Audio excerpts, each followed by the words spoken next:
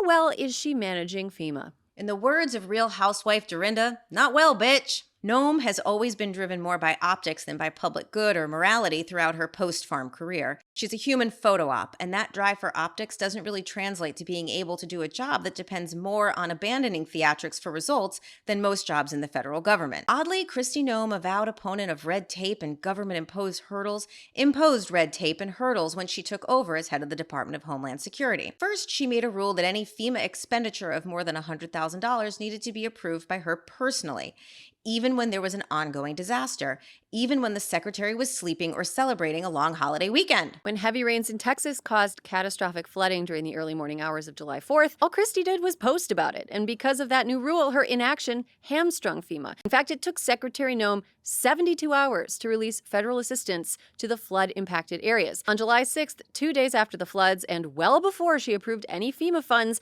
she polled her Instagram followers about which bad painting of her dressed like a cowgirl should be hung in the South Dakota governor's mansion. Let's just take a step back for a second and reflect on how aggressively vain and dumb this is, Alyssa. It's unserious behavior. Something else Kristi Noem did to make life worse for flood victims: from July 7th through the 10th, FEMA's call centers went offline because Noem had fired the contractors that staffed them and failed to replace them in time.